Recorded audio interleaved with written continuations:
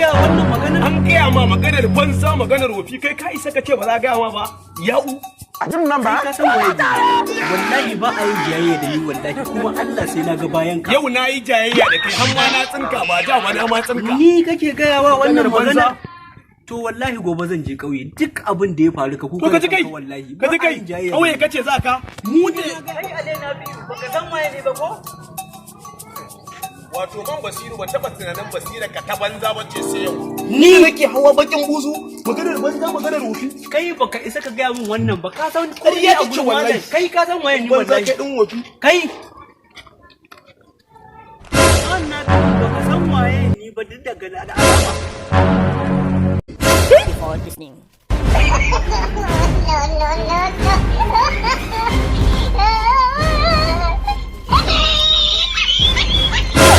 Inna lillahi wa inna ilaihi raji'un. Man Basiru.